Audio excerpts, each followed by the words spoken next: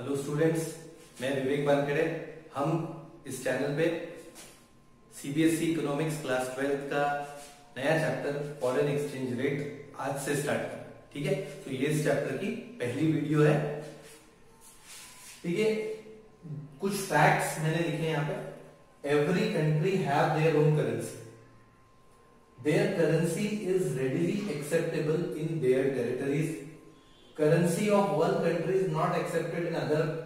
Normally for international transaction currency is converted to currency of country to which payment is to be made.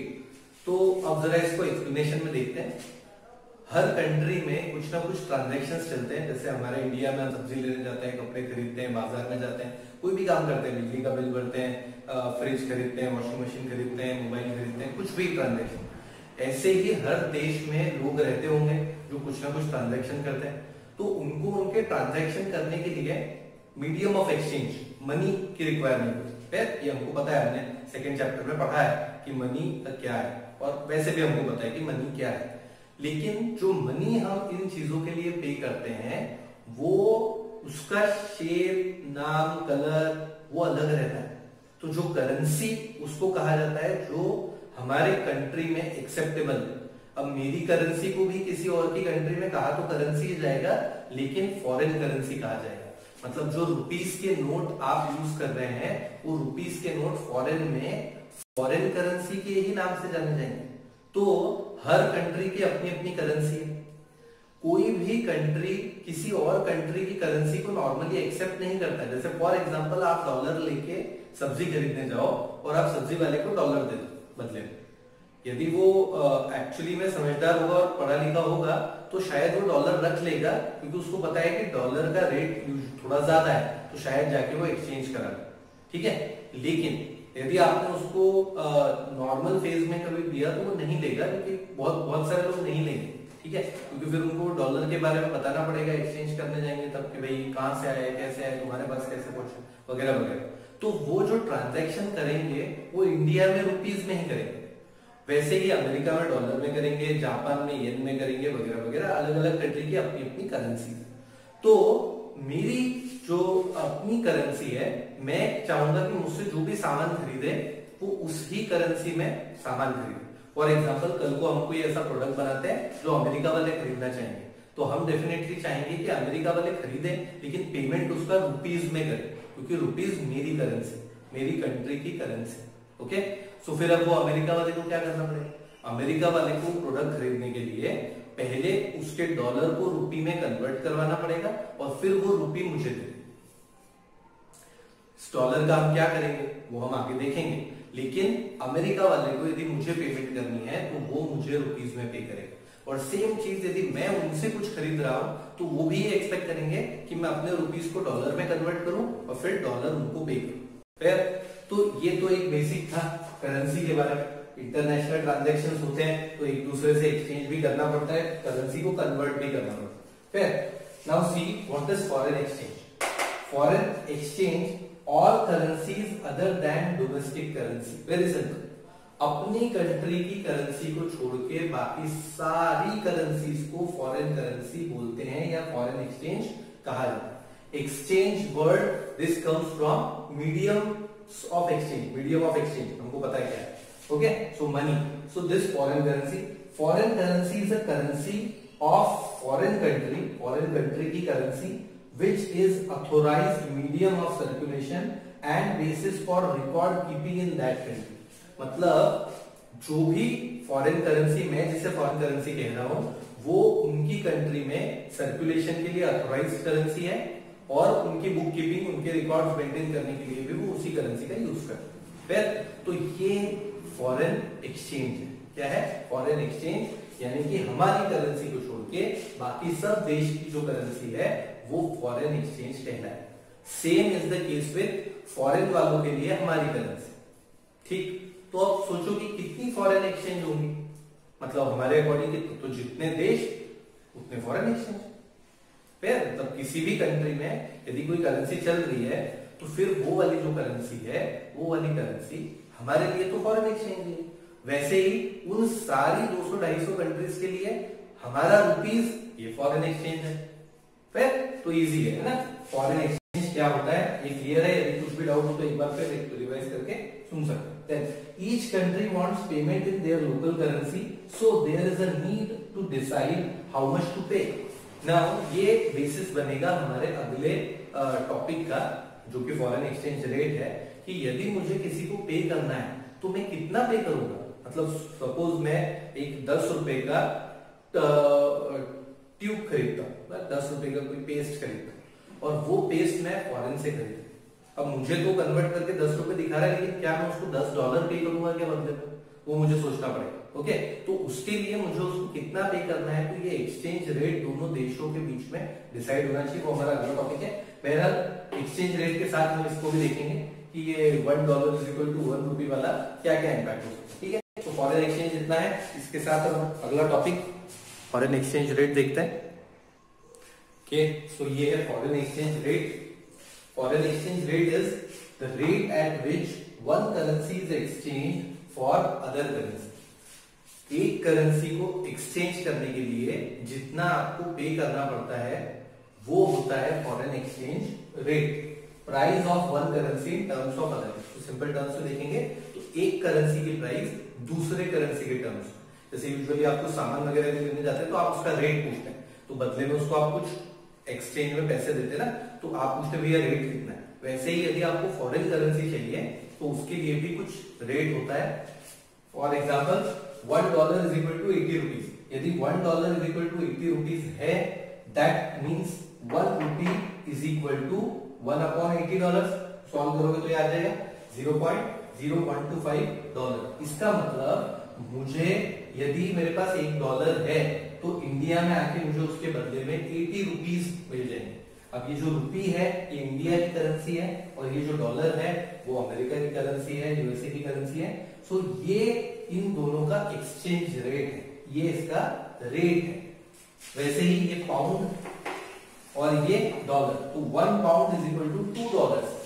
$2 needed to have 1 pound. इसका क्या मतलब है?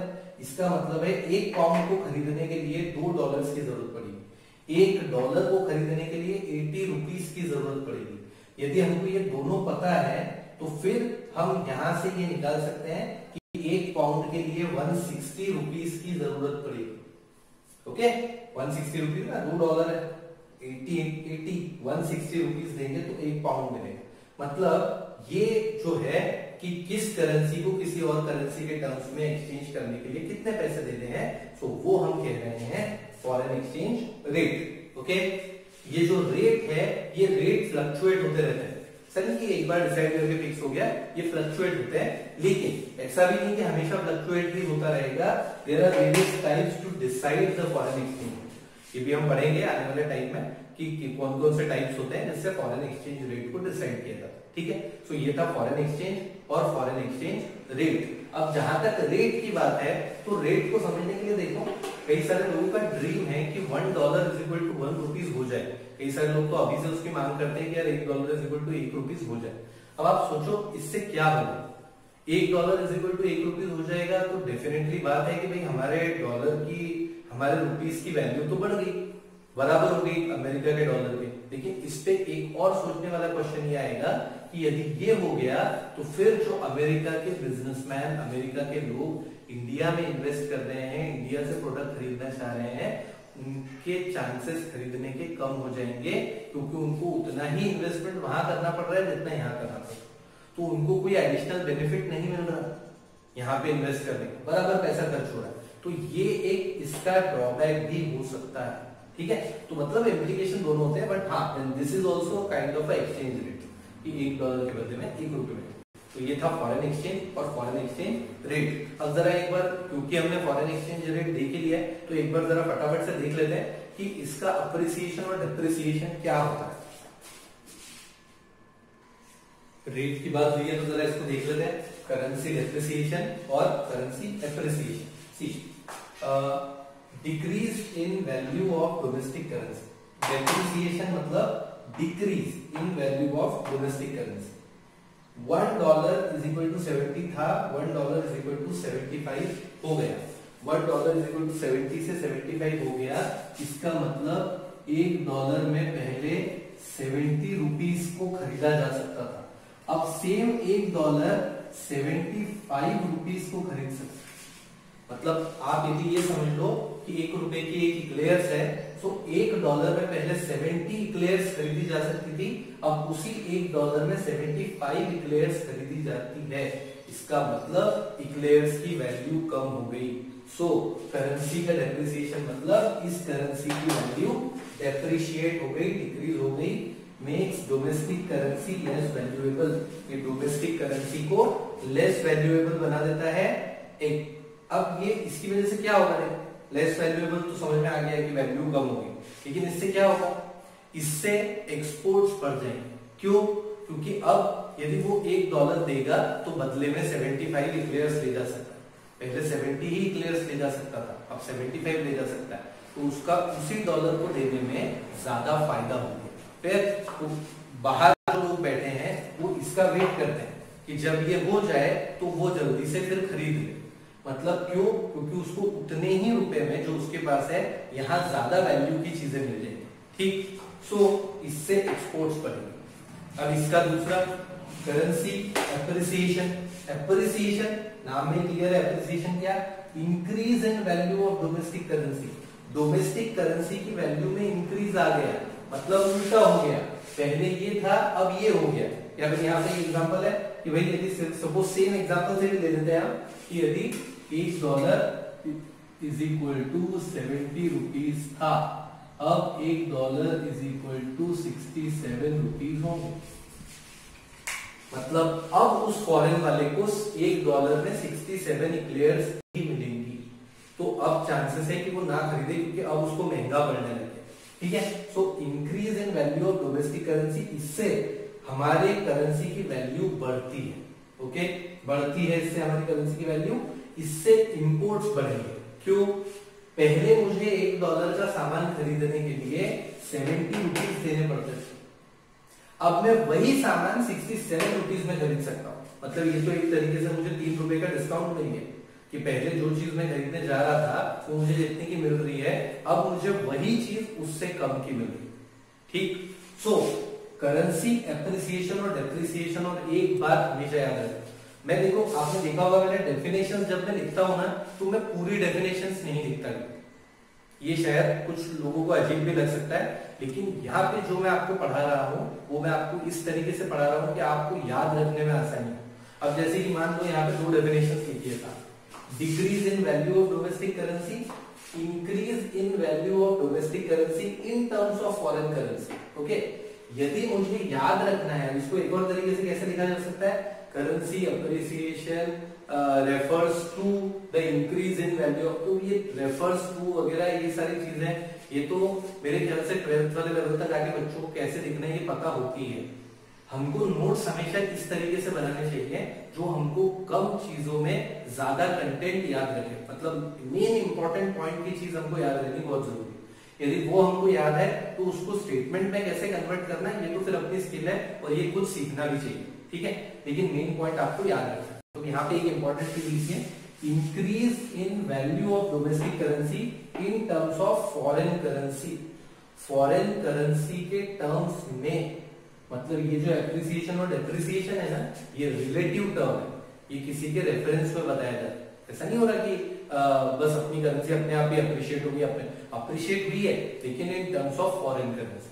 ठीक है, depreciate हुई है लेकिन in terms of foreign currency.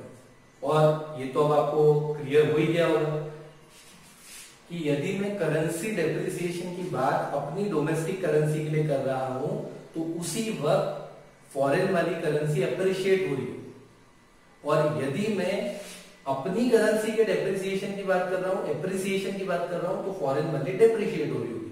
मतलब अपनी करेंसी से ठीक उल्टे चलते हैं। मतलब वो किसी के लिए भी सही है, यदि मेरी कंपनी का मेरी करेंसी का वैल्यू बढ़ रहा है किसी और के रिस्पेक्ट में, इसका मतलब उसका वैल्यू कम हो रहा है मेरे रिस्पेक्ट। फिर सो ये म्यूचुअल टर्म, तो इसको ध्यान रखना। तो ये हमारी पहली वीडियो थी, इसमें हमने फॉरेन एक्सचेंज रेट और करेंसी अप्रिसिएशन डेप्रिसिएशन देखा।